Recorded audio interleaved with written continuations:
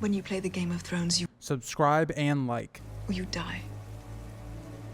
There is no middle ground. All right, hello guys. Welcome back to the Grease Goblin YouTube channel. Today's video, we're going to be doing Bran 2, A Clash of Kings. Now, I will say, one of my favorite things about Bran's storyline in A Clash of Kings, even though I do think it is one of the weaker ones of the book, is when we do get to see Bran either being involved or hearing about northern politics going on. And so this chapter, in a lot of ways, is yes about Bran's development as a character, him taking more responsibility, becoming, the Prince of Winterfell. It's kind of taking what was established really in book 1, because I think Bran 1 of Clash of Kings really is just a catch-up chapter. It's extremely early on in the book. It's been quite a bit amount of chapters since we've actually talked about Bran, as he is chapter 5 of this series, or part 5 of this series, and now we're on to him into part 17, I believe. So it's been a bit of a time has gone by, and a lot of this chapter focuses on a lot of the foreshadowing between the Freys and the Starks, Bran's relationship with the Walders, a bit more into kind of the North in terms of Lady Hornwood and her situation. She needs to be remarried. Their line could very easily go out if things aren't done correctly. And so a lot of the chapter kind of follows that premise, right? Introducing us to some of our northern lords. We meet Lord Manderly in this chapter. Morris Crowfoot Umber is in this chapter. A lot of different northern lords. And so that's kind of what this chapter is all about. I think it's by far one of Bran's better chapters throughout both book 1 and 2. But let's not waste any more time. Let's get into page 183 of Bran 2. Bran wakes early, unable to sleep, aware of the guests in Winterfell for the harvest feast and the jousting planned for the morning. And Bran would have felt really excited for this maybe in his past when he was dreaming of being a knight. But now that, all these people are coming, it's a reminder of the things that he is unable to do. And I really do relate a little bit to Bran as I'm rereading, this story, and I've had my own, health issues and physical limitations. Not as extreme as Bran, but somewhat limiting as well. I really feel for the character of Bran because, he wants to be a knight. His dream was to be all these things, and it's something he really enjoyed. Me, myself, right, when I'm 24 years old, I'm not really able to do a lot of physical activities like, running or lifting weights, any of that type of stuff. And so I kind of feel for Bran in the same light that things that I used to do I can no longer do because of those limitations, and how that wears on you, where you kind of have to push that to the side or accept it. And some days it's just harder than others, especially on days like this. And Bran even admits he feels really no joy on this day at all. He is reminded of his duty to act as the Stark in Winterfell and attend meetings in his father's solar, though he resents it and finds the discussions dull and difficult to follow. Could you imagine yourself at, around, I guess, 8.5, 8 3/4, somewhere around there? I can't remember what Bran says in the chapter. He's going on 9 years old, and he is being put in this position where he is the Stark. He is the person that, quote unquote, is ruling Winterfell and the North, and I'd say just the North while Robb is gone. Now, he doesn't have, full control, of course. Robb is the king, and he's too young to make a lot of these decisions, but he still has to sit through them to understand what he'll eventually maybe have to do if he was to rule his own castle or if Robb was to die. And so I think that part of it is really hard to understand on your first. I think that's really understandable for Bran. Could you imagine yourself at 9 having to listen to these discussions about who this person's going to marry, and this person wanting to build a fleet, but there could be these repercussions and all this stuff that a 9-year-old would not be really all that interested in. When you're 8, 9, you're wanting to play and do all these other things, not listen to conversations for older people about these politics, right? You really feel for Bran in this moment. Bran reflects on his lost dreams of knighthood, once imagining himself in shining armor on a warhorse, but now feels defined by his paralysis, hearing an inner voice calling him broken. It really is a dark, beginning to this chapter. Bran questioning what his true purpose is, and that's what this book really is about. This book is really to show Bran who he's going to be, and that acceptance of, leaving Winterfell and trying to find this three-eyed crow type character to hopefully, walk or fly again. But yeah, right now, Bran is still trying to figure that out. Sir Roderick and Maester Luwin urge him to embrace his role as heir, reminding him of Robb's example. But this only deepens his sense of loss and duty. When you think about that for a second and you take a step back, Bran is being thrust into this position because of his father's death. And you would think about, I think you would think about Ned here, right? Ned's opening chapter with Bran, where Bran is the POV, it's about trying to teach Bran kind of a lesson, right? And so when you have those things, whenever Bran is going to be hearing about, stepping up into this role, he's going to think about how Robb was. Robb, who had been crying with Bran in one of Bran's best chapters in a Game of Thrones. It seems like all these memories that has associated with, stepping up as an heir and all that stuff, it just is saddening. His mother's not here. His older brother is gone. His father has recently passed away. There isn't a lot of sense of pride or happiness in duty and things like that. Lord Manderly had arrived from White Harbor with an elaborate retinue traveling by barge and litter due to his size, bringing a lively spectacle of knights, banners, and entertainers to Winterfell. The bright energy of the guests really contrasts what Bran is feeling, and it's very much the open of the chapter, right? Everything is grand. It's this harvest feast, and there's supposed to be jousting and all this stuff. But Bran doesn't feel any of it. He feels quite depressed and sad. And really, it's the dark contrasting everything else going around him that should be, really good or whatnot. But that gets us into page 184. Bran had welcomed the guest to Winterfell from his father's high seat, earning Sir Roderick's praise for his demeanor. Sir Roderick explained that the feast was only a pretext for more important matters, as visitors would not journey such a distance for food and drink alone. And obviously, Wyman Manderly has all of that. He's not going to come all the way to Winterfell just to get food and drink. He already has that. And so a lot of these discussions are going to be about, well, how much of the harvest should they be holding back to survive the winter? Or, political things going on right now in the land. One of those being the Hornwood land. Where is that going to go to if Lady Hornwood was to die? Would that go to, for instance, the former Lord Hornwood's bastard? Would it go to other relatives that maybe are not directly connected, but are maybe cousins or have some blood from the Hornwoods? That's what a lot of this is going to come down to. This chapter feels a lot like how Robb has to deal with the different personalities of the North. The people like Roose Bolton, the people like the great John Umber, for instance, Lord Karstark. It's him in Bran seeing Roderick deal with people like that. Now, not those exact people, because a lot of those people are, of course, south with Robb, but it still is the same idea. It's many different people trying to approach the idea of Lady Hornwood being remarried to them or people they know, their sons, whatever, in different ways. And so you're going to see that throughout this chapter. Resigned to his duty, Bran reflected on his father's and Robb's expectations of him to act grown and fulfill his role despite his longing for freedom and knighthood. Bran's not allowed to be a kid. And that's really what you're seeing here. Think about Robb, him trying to become a leader at the age of 14. Bran is significantly younger. It's not the same. Like, it is somewhat the same idea, but it's even worse when you think about what Bran is having to be basically doing this whole time.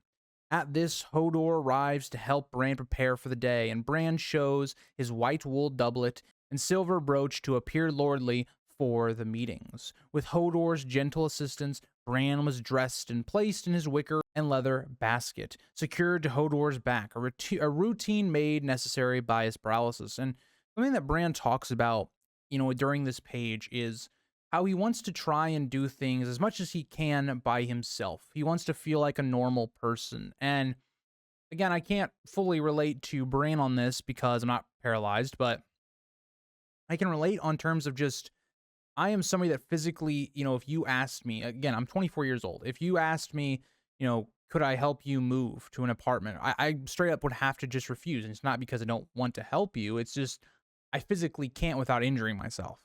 And so it's things like that where it's like, people, they don't intentionally do it, but I get what Bran feels like when people look at him differently because he's not able to do things. Like, I can't really help lift something up or do this, or the things you would expect a normal younger person to be able to do.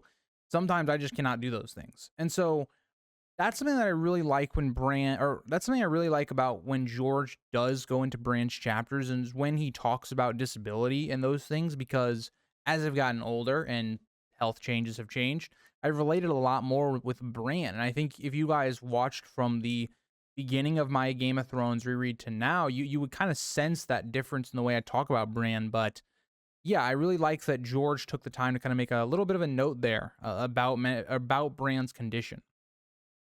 Bran reflected that Hodor, with his great strength and gentle nature, could have been a knight if not for his mental simplicity. It's very interesting given the fact that Hodor possibly could have the blood of Dunk, or Sir Duncan the Tall, I should say, given that Dunk becomes one of the greatest Song of Ice and Fire knights probably of all time. And just interesting that, if Hodor was maybe not damaged, now we don't know if that was because of Bran or whatever happened there. But, he could have been a very fierce warrior, someone to rivals, for instance, someone like the Mountain, for instance. As they descended the winding stair, Bran heard the sounds of swordplay and horses in the yard, a melody that tempted him. He decided to take a quick look before fulfilling his duties. Bran wants to see what's going on. These are things that interest him. He wants to be a knight. He wants to see everybody basically doing that, being, knightly. And unfortunately, he's not going to run into the most kind people. That'll get us into page 185. The White Harbor lordlings and their knights would appear later, leaving the yard to the squires, who ranged in age from 10 to 40. Bran longed to be one of the squires, envying their ability to tilt. 2 quintains stood in the courtyard, their crossbeams spinning with red and gold shields already marked with wear from practice. Bran, carried by Hodor in the basket, drew stares from newcomers, but he had learned to ignore them. On Hodor's back, he could see everything clearly. Bran just has this longing, just seeing everybody doing their normal activities. He wants to be that, right? It's something that you maybe take for granted until you're in that type of situation of just the everyday of being able to walk and things of that nature. But also something that I think that's interesting is you see how Bran, even at the age of 8, going on 9, I want to preference that because Bran gets mad about that. But I think it's interesting that he's already kind of learned to try and ignore the people that are treating him differently or giving him those weird looks. It's something that some kid that young should almost never have to do, but it is just the unfortunate harshness of the world, and that's true in today's world as well. The Walders, dressed in fine silver plate armor, with distinctive family crests, mounted their horses and charged the quintains. Little Walder hit harder, but Bran thought Big Walder rode better. Bran watched wistfully, wishing he could join them, feeling the loss of his ability to ride keenly. Afterward, Little Walder insulted Hodor, calling him an ugly horse, while Big Walder mocked his intelligence. So right off the bat, is the thing that Bran is going to really show here is that, one, he's extremely jealous already before they even start talking to him about them being able to joust. The second thing is, the thing that Bran gets upset about, and it is because they are insulting Hodor, but it's also them insulting Bran in a way without doing it directly, right? Calling Hodor, a horse. That still implies that Bran, is needing Hodor to walk around and those type of things. And so all of these different insults that are going to Hodor indirectly are going to Bran as well. And that's another thing that the Freys are quite clever in their insults, but we hate the Freys. Well, if you're Dakota, you don't hate the Freys. But yeah. The Freys' taunt continued as they joked that Hodor might mean I love you in horse. Bran, angry and embarrassed, told them to stop. Little Walder pushed Hodor with his horse, provoking Bran. Big Walder warned his cousin that Bran might set his wolf on them. Which is interesting, given the fact that the wolves are actually locked up. There really isn't much to fear from the wolves right now, unless they are unlocked for some reason. But it is a little bit of wisdom, maybe don't push around the kid that, one, is sitting on basically a 7-foot giant and also has a wolf. Maybe not the best idea. Also, this is the person in line to basically the kingdom that you're in. So at any point, if he doesn't like you, he could behead you. Yes, you're from the twins. Doesn't really matter. Bran is the Prince of Winterfell. If he doesn't like you, he could kill you. So, just saying, when he gets older anyway. Little Walder dismissed the threat of summer, claiming he always wanted a wolf skin cloak. Now, I want to point this out specifically because this will not be the only time during this book where we'll hear something similar. Roose Bolton later on, when Arya is in his presence, will say this as well, right? Getting some wolf skins, very much implying what is going to happen. It's one of the reasons that I think the Red Wedding is one of my favorite moments, is because of moments like this where George literally lays it out on the table right here. And on your first read, you just don't pick up on things like that. Bran retorted that Summer would tear his head off, leading Little Walder to mock the wolf's ability to bite through plate and mail.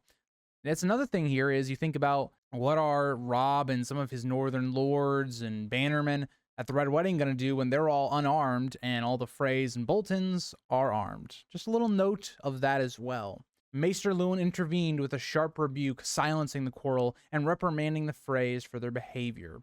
Big Walder apologized, claiming they had only been joking, while Little Walder offered a peevish and insincere apology. They're very much just, it's the classic, we're going to apologize in front of the adults, but we aren't really sorry type situation. I don't have siblings, but I've heard a lot of things about siblings just through friends and stuff, and this kind of seems to be a thing that happens a lot, so it kind of reminded me of that.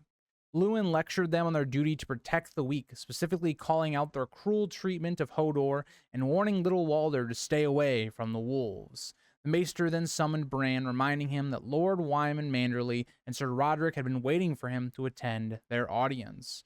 Feeling ashamed, Bran apologizes, admitting he only wanted to watch the squires, but Luwin gently acknowledged his feelings while steering him back to his responsibilities. Luwin knows exactly what Bran's going through, and that's why he's not necessarily angry at Bran, but it is something where Bran has responsibilities. And Wyman Manderly, we know that he is steadfast, loyal to the Starks, but, say he had done this to somebody like Roose Bolton. It would have been viewed very differently, right? Bran making somebody like Roose wait. It's the prickliness of lords in this world. And so this is kind of a lesson for Bran. It's not going to have a huge repercussion here, but it could have. And so that's kind of what this is kind of building up to, those politics of the North. And it's going to have a huge this is a huge part really of all of the books, is just how are lords prickly and how you have to navigate all of them. Hodor carried Bran into the Great Keep to join Maester Luwin for the audience with Lord Wyman and Sir Roderick, and that'll get us into page 187. Maester Luwin warned Bran not to speak during the audience unless directly addressed, emphasizing again his young age. Maester Luwin doesn't want Bran to say anything rash or to get people's hopes up. He wants Bran to really just be in, okay, if he's directly addressed, answer their question to the best of your ability or whatnot, and let Roderick do all the talking, because Roderick is the person that's really in charge while Robb is gone. So that's kind of the whole point here. Bran promised to remain silent and thanked Luwin for not informing Sir Roderick about his earlier quarrel with the Freys. Seated in his father's oak chair at the head of the table, Bran apologizes to Lord Wyman for being late. Lord Wyman has a very cheerful and great response to this, talking about, princes are never late. Those that came early are early. I really like Wyman, and we don't really get to see the full extent of his character until Dance, but it's just a really nice introduction into the character because we don't get to meet Wyman Manderly. Catelyn, she does go with the Manderlys, like she comes with the Manderlys to find Robb in a Game of Thrones when he's at Mo Cailin. We don't actually get to meet Wyman Manderly, so this is really our first introduction to a fantastic character. The meeting began with Lord Wyman discussing the appointment of new custom officers for White Harbor, as the previous ones had diverted funds to King's Landing instead of supporting King Robb. This is treason. Regardless of if it was an accident or whatever, that is treason, because now this kingdom is independent. Any laws that are going by King's Landing, any taxes, those things will now go to Robb, not the crown. He proposed minting coins for the North in White Harbor and detailed the fortifications he added to the port, presenting a breakdown of costs. And what I think is interesting about this idea of Robb making his own coins, it's not something unheard of. Daemon Blackfyre during the first Blackfyre Rebellion was also doing something very similar. it would make a lot of sense, right? If the North is going back to the days where they were the kings, it would make sense to maybe go back to some sort of currency that maybe represented the old kings of winter and not these Targaryen kings or even Robert, as they are, again, southern rulers and have gone against that. And so I actually think that's a very smart observation by Wyman, and also trying to, as he's going to say, building a northern war fleet makes a lot of sense. The one thing that the Starks and the Riverlands do not have really is a navy. Now, for the Riverlands, it makes a lot of sense because only a very small portion of the Riverlands is actually attached to the open ocean. So they don't really have a big need for a navy. You think about the main, like, I would say, area that would be worried about a navy would be for Seaguard, because they're attacked by the Greyjoys quite a big amount. That kind of goes into a lot of their lore. It's why, for instance, when we saw Theon 1, the Mallisters and the Greyjoys don't exactly have good relations, even though Theon and Lord Mallister's son had a pretty good relationship. That's the whole idea. So the having a navy would really be very beneficial. It would allow for Rob's troop movements to be even better, right? Not only is Rob already really good at maneuvering his troops with the help of the Blackfish, if he had, ships, he would be able to move forces in different areas and reinforce other areas a lot quicker. And so I think Lord Manderly makes a lot of really good suggestions. It's why I think he's going to be someone that's very valuable to whoever the ruler of the North becomes in the Winds of Winter, and then also into the future. He seems like a very intelligent and smart person when it comes to politics and things like that. We also get a note to, once again, Brandon the Burner, who destroyed his father's ships. That was the last time the North really had a great navy. We also had heard about that in the past with Bran chapters, so not a ton of new information, so I didn't really want to talk about it too much. But while Bran found the idea of warships exciting and imagined commanding one, Sir Roderick gives his classic response, which will be uttered a number of times in this chapter, that he promised to send the proposal to Robb for review. The meeting extended into midday, and Maester Lewin arranged for a simple meal of cheese, capons, and oat bread to be served in the solar. And that gets us into page 188. Getting into page 188, while eating, Lord Wyman Manderly casually, and I think this is the interesting part, right?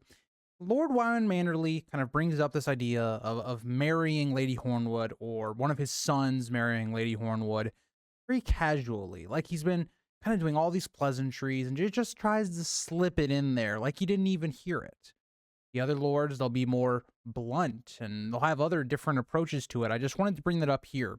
But Lord Manderly casually proposing marriage alliances involving Lady Hornwood, mentioning both himself and his son Wendell as potential suitors to help her overcome her grief. Bran is uninterested in this. He doesn't care about marriage proposals and things like that.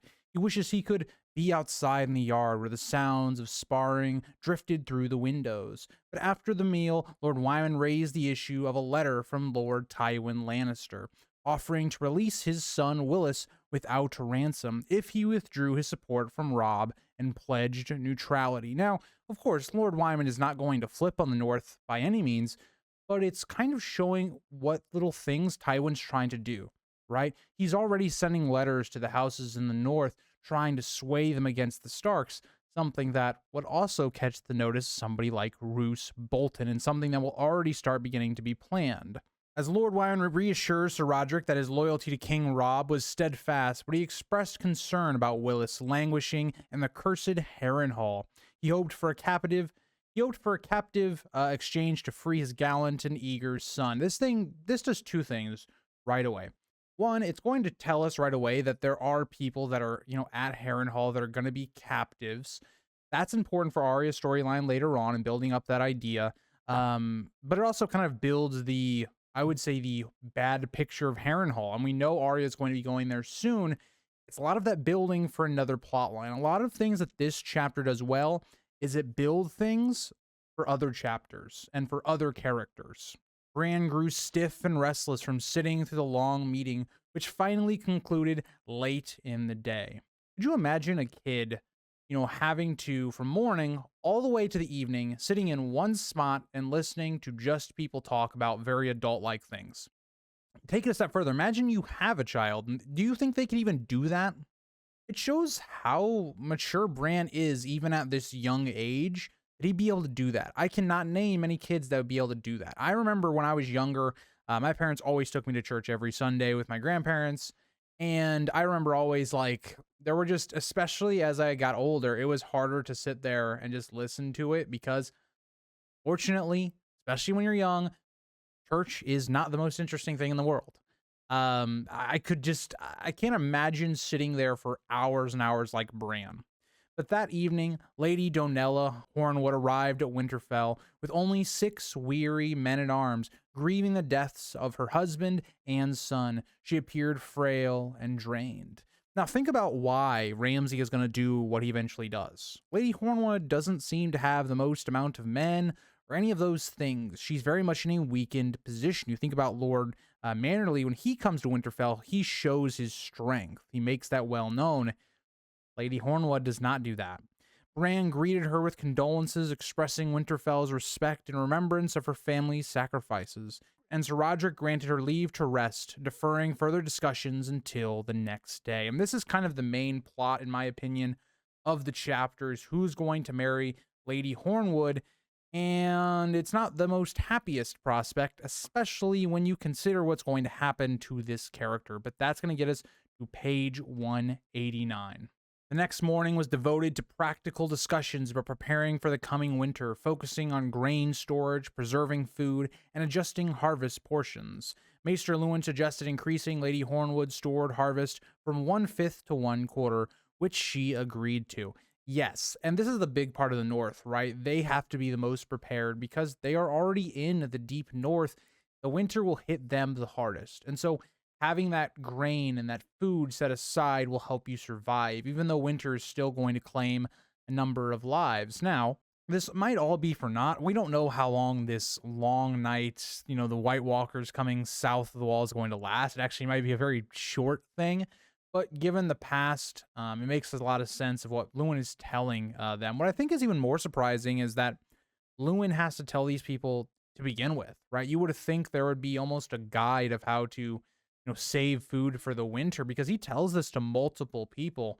It is a little interesting. These are houses of the North, and they still need reminding that winter is coming. Maybe that's why it's the motto for the Starks.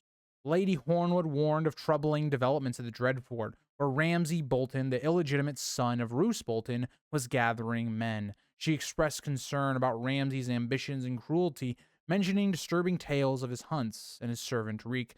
This is the first time we really get any type of background or character for the character of Ramsay. Now, it's already disturbing what the implication is, that it seems like Ramsay is hunting people.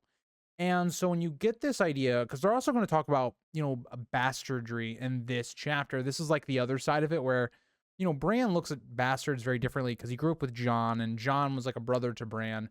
We've used bastards very differently than a lot of other people do. This is kind of that opposite side where Ramsay is definitely the bad blood bastard. Like, it fits perfectly into bastards are just not great people. And so when you hear this stuff going on, but you also, I'm going to have a map up during this little section here, but you think about the Dreadfort lands, the Bolton lands, they are very close to the Hornwood land.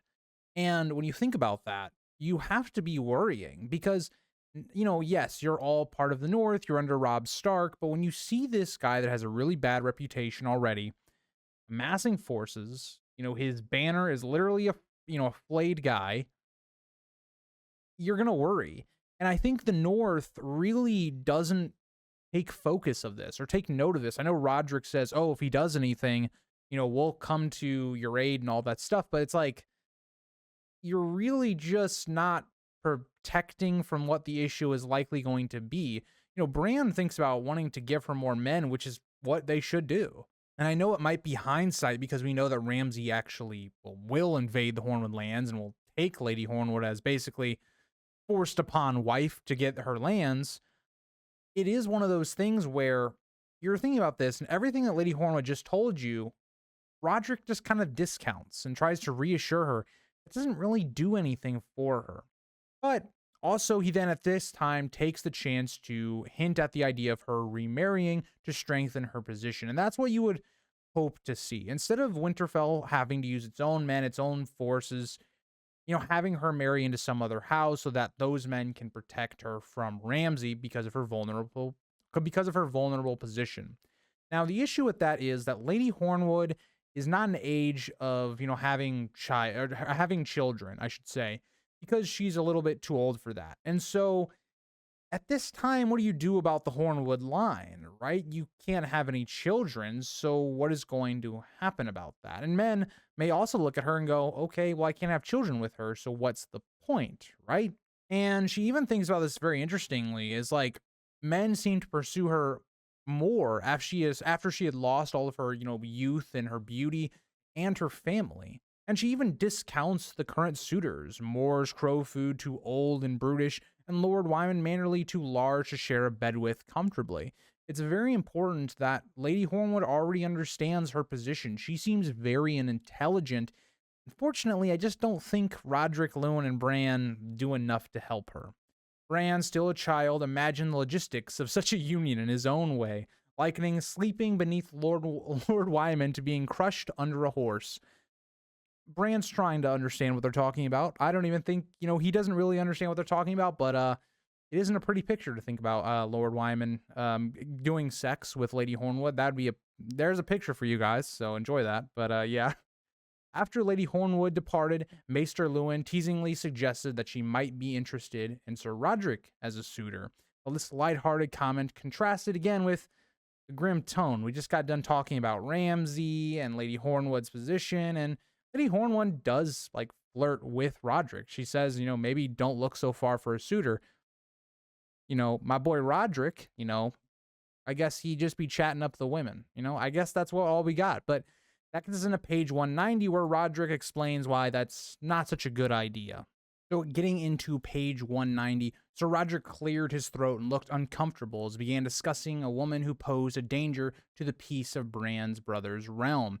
Which is completely true, right? If somebody marries Lady Hornwood that is, offending the other, could lead to infighting, and that's something you just don't need right now while Rob's in a war. And so Lady Hornwood does possess quite a hurdle that they have to figure out how to go through. But Maester Lewin explained the political implications of her lack of a direct heir. That, again, there's going to be a lot of different claimants, and whoever is given that land is going to gain quite a lot. So they kind of go through the claimants where have families such as the Tallharts, Flints, and Karstarks, which are all connected into the House Hornwood through the female line. And the Glovers also had a connection through Lord Harry's bastard, being the former Lord Hornwood. So who do you go to, right? Do you go through the female line? Do you go through the bastard line? It's something very similar that Rob is going to deal with his will if he was to die. And so it's very interesting because Bran right away kind of goes a different approach than everybody else. Sir Roderick explained that Lady Hornwood's liege lord must find her a suitable match to secure the lands. Bran suggested that Sir Roderick marry her, but the knight explained that he was too old and that such a match would not be enough to protect Lady Hornwood's lands on Beth's prospects, which is unfortunately true. Roderick is not the ideal candidate for her, even though the two seem to have some chemistry. And unfortunately, in this world, we see that all too often, that true love does not outweigh what is politically best. And so Bran takes another approach, and he's very maybe wise to do so because he doesn't have this prejudice against bastards. He proposed that Lord Hornwood's bastard could be the heir, but this also comes with problems. For one, that, again, the Glovers might favor this, but others probably would not. One of those being Lady Hornwood, as the boy was not of her blood. It would be kind of like an insult, right? It's the way that Catelyn reacts to Jon Snow being the heir to the North, right? To being the king of the North. It's the same idea there. Maester Lewin agreed that it was something to consider as Lady Donella was past her fertile years. Bran excused himself from the discussion, hearing the sounds of squires practicing swordplay below, and was permitted to leave. Finally, my boy Bran's been putting in a shift, and they finally let him do something other than just sitting there. Bran was pleased with the conversation, though, finding being a lord less tedious than he had feared, especially after Lady Hornwood's brief visit. He looked forward to spending time with his direwolf Summer, and found the wolf waiting for him in the Godswood. As Bran walked with Hodor toward the Heart Tree, he noticed Shaggy Dog watching from the undergrowth, but Rickon's wolf vanished quickly. Hodor guided Bran to the edge of the pool beneath the heart tree, a place where Lord Eddard used to kneel to pray. Again, thinking of his father, he's going to be seeing ghosts of the people that are no longer here from his youth and still in his youth, but just from his younger years. And it's interesting that he brings up this memory because he's going to see something like that in his visions with Brendan in Dance with Dragons, his last chapter that we have of the entire series as of right now. But that'll get us into page 191. Bran and Hodor arrived at the pool where ripples were running across the surface, causing the weirwood's reflection to shimmer, though there was no wind. Very interesting, very puzzling, but then it's answered very relatively quickly, as Osha suddenly emerged from the water with a large splash, causing Summer to leap back and snarl, and Hodor, startled, wailed Hodor in dismay until Bran reassured him. A lot of interesting things to pop up right away. You know, bathing in these pools, something that you don't see very often. But number two, going into the woods with the wolves there. It seems like they have some, knowledge that Osha is somebody that shouldn't be messed with, that she's more friendly. I think that's very interesting. It's something that I don't think a lot of people would pick up here, but you got to remember, Shaggy Dog and Summer are also in here with her, and she seems to have no fear of them. Bran asked Osha how she could swim in the cold water, and she explained that she had grown up with the cold and liked it, having suckled on icicles as a child. Osha swam to the rocks, rose dripping wet, and revealed herself naked. Bran noticed her bumpy skin, and Summer cautiously approached her, sniffing. Now, again, Bran, seeing a naked, full-grown woman, he doesn't know what to think. He's 8. He's figuring stuff out. Bran asked if she had touched the bottom of the pool, and Osha speculated that there might not be a bottom at all. She then jokingly asked if Bran had never seen a woman before. And Bran had, but not truly, really. He had seen his sisters who were just, girls. They were just a little older than he was. And he had seen other women, apparently. That's what he says. But Osha looked different. More hard, with a flat chest and noticeable scars. She's not as womanly, is what Bran has been taught to believe, right? Women, I shouldn't say in the North, but women in general in the Seven Kingdoms don't have to be warriors, do a bunch of hard labor. That's kind of left up to men, and Osha definitely is not one of those people. Osha explained that each scar was hard-earned and described her past experiences fighting men, particularly Black Crows, being the Night's Watch, and how she had killed one of them. She also mentioned hearing gossip about Bran and the Freys, warning him about mocking giants and suggesting that it was a strange world when a cripple had to defend a boy. A boy that big, Hodor being this giant of a guy. And so I think that's interesting, right? Where you have this dynamic where it's all messed up, right? You think about the prince, but he's crippled and he's having to defend this big dude. It's all about that kind of idea of power that Varys kind of talks about. But just thought it was an interesting little thing that Osha brings up.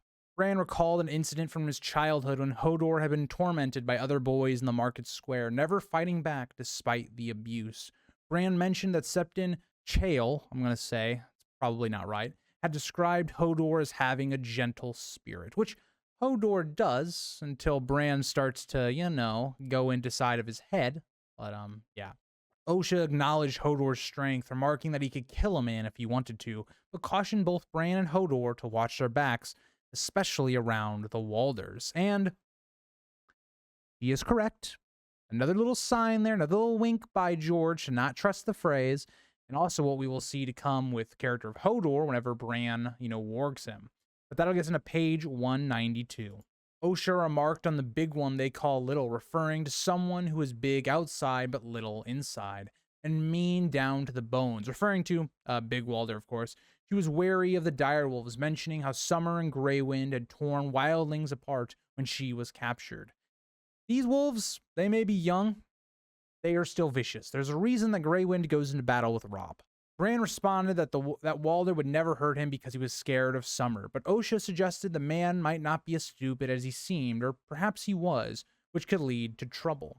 Osha then tied up her hair and said her business was in the kitchens, warning Bran to lie better about his wolf dreams, as she basically had asked him did he have any wolf dreams, and Bran kind of lied about it. And Bran thought she should never have mentioned the dreams. He doesn't like being reminded of these dreams where he's in a wolf's, skin, and he's able to walk and do all these other things. things that Bran himself cannot do. Hodor carried Bran to his bedchamber, and Bran struggled to stay awake, but eventually he fell asleep. He dreamed of the weirwood, its red eyes watching him, and the three-eyed crow pecking at his face while calling his name. Calling him to come north is what it seems to be, but also interesting that he just goes to, a weirwood tree and instantly has those dreams, trying to awaken him. Bran was awakened by the blasts of horns, hearing the sounds of horses and shouting. He recognized the banner of the Umber men, signaling that they had arrived from the north. And unfortunately, they are not going to be the most pleasant of people. The next day, 2 Umber men, uncles of the great Jon, came for an audience. They were older, with white beards and bear-skin cloaks. One of them, Mors, had lost an eye to a crow, and now wore dragon glass in its place. He was nicknamed Crow's Food for the tale of him biting off a crow's head. Bran's brother, Hodor, was also known as Horsebane, though Old Nan never explained why. Not a tale that you should be telling a little kid, I would say, but it really shows you the Umbers. They're very violent people, very, I would say, brutish, and very to the point, as the Moors immediately proposed to marry Lady Hornwood. You think about the differences in approaches, right? Where, Manderly was very subtle and trying to layer it in pleasantries. Moors gets straight to the point, almost similar to somebody like maybe Roose in a way, not wasting words. He argues that as an Umber, he was the best choice to protect her lands, and Maester Luwin replied that Lady Donella was still grieving. Mors makes a nice little comment and crude remark that a cure for grief is under his furs, prompting laughter, and Bran, of course, doesn't understand this at all, but Sir Roderick courteously thanked him and promised to bring the matter to Lady Hornwood and the king. But that gets us to page 193, where the Umbers are not done. The Umbers still have some complaints and things that they want to bring up. Hodor expressed the need for ships to defend against wildlings crossing the Bay of Seals, explaining that the crows at Eastwatch were too few to stop them, and that the wildlings quickly disappeared into the land, which is completely true, right? The Night's Watch just doesn't have all the men to stop all these incursions, and the Umbers are going to be dealing with a lot of that because of the position of their land and being so far up north. He emphasized the need for longships and strong men to sail them, mentioning that half of the harvest had been lost due to a lack of manpower for farming. So a little bit is kind of blaming Robb taking all the men south, which is something that's going to be a struggle. When you lose that much of a manpower, you're going to see issues pop up. And Sir Roderick seems to have a perfect solution to this, but the Umbers not going to be the happiest. And you can understand why, because of the way Wyman Manderly tends to seem to people that don't know him that well or from the outlook, right? Sir Roderick suggested that Hodor could work with Lord Manderly, who had shipwrights and sailors, to build enough longships to protect both their coasts. It fulfills what both want. Lord Manderly wants to build up this, long ships, wants to build up the navy of the north, and at the same time, the Umbers also want a navy as well. So it kind of fulfills both, albeit not in the ways they want it to be. And he also, quickly, Roderick is very smart to do this, says that they will work with Manderly or the king would find out why. This instantly gets the Umbers to cooperate, which is to Bran's surprise. While the audience was in session, the Glover men arrived from Deepwood Motte, along with a large group from the Tallharts of Torrens Square. The steward of Deepwood Motte explained that Lady Glover could not attend due to her young children, implying that the steward truly ruled in her stead. For one, you have that, again, the Glovers, the main men of the family, are down south in the war with Robb, and so Lady Glover has been left to rule the castle. But again, Lady Glover is not trained to do that. She doesn't maybe know how to run a castle, and so it's kind of been left to this steward. And this steward also doesn't waste a lot of time trying to figure out who's going to get the Hornwood lands. As Roderick actually asks about Lord Hornwood's bastard, Laren Snow, a nearly 20-year-old boy known for his wits and courage. And we also get something here about how apparently the steward was leaving only a tenth of the harvest aside, claiming that a hedge wizard had predicted a bountiful summer. So maybe he could be kind of right, because the winter's not going to probably last all that long because of the long night, and that's probably going to be resolved by the end of the series. But Very much this steward comes off as an idiot, but yeah. Maester Luwin, though, agrees to Bran's idea that the bastard might have merit and suggested that Bran could one day be a good lord for Winterfell. It also helps when you have lords that aren't prejudiced against bastards and treat them like normal human beings. And fortunately, Bran grew up with Jon, so he learned how to have that actual reaction. A lot of people would not agree to that. Bran immediately rejected the idea, insisting that Robb, not him, would inherit Winterfell, as he was betrothed to a Frey girl, and their sons would be the future lords. That is the truth of it, right? Usually, your first son of Ned, or your first lord of any real thing, your first son of any real lord, right, would come first, and then their children. But who knows? And that's kind of what Roderick says, right? That nothing is certain about the future. He had his own personal experience that proved that, mentioning that despite his 3 marriages and 4 strong sons from his brother Martin, only one son, Jory, had survived to adulthood. When Jory was slain, Martin's line ended with him. And so you have a similar situation that actually Lady Hornwood has. So I thought that was a nice little tidbit of lore and knowledge that we're kind of getting to tie into Jory's death in the first book. But that gets us to page 194.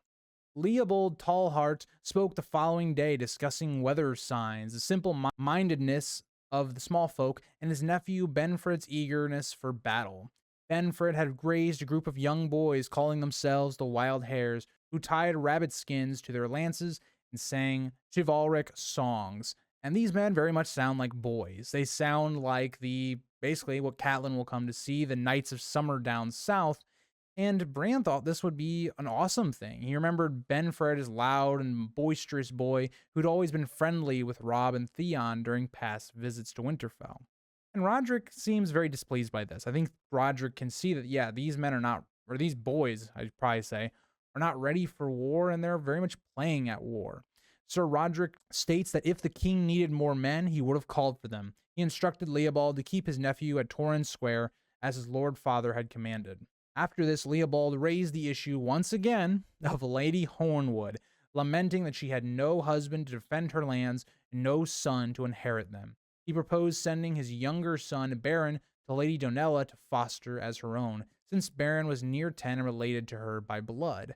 Leopold hoped Baron could cheer Lady Hornwood and possibly, eventually, be named heir to keep House Hornwood going. Now, you see, all of these different proposals are done differently, right? Leopold goes that, oh yeah, he has some person that will have ties to her blood, but also could be used to cheer her up, while just all he really wants is he wants the Hornwood land, right? That's what he wants.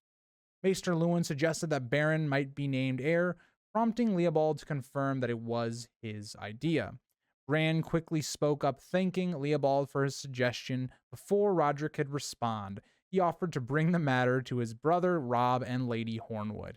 It's Bran learning how to parrot and to basically, oh yeah, we'll think about it type situation, when in reality it's just going over to somebody else. Leopold seemed surprised by Bran's response and expressed his gratitude, though Bran noticed a mix of pity and perhaps relief in his eyes, glad that the cripple was not his son.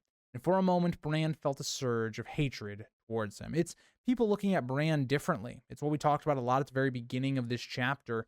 It's people not treating Bran like a person, like he's this sad creature that they look down on, but they don't treat as an equal or anything like that. And after Leopold left, Maester Luwin discussed Baron Tallhart as a potential solution, noting that Baron, being half Hornwood by blood, could be a fitting candidate if he took his uncle's name. And I think Roderick is right here.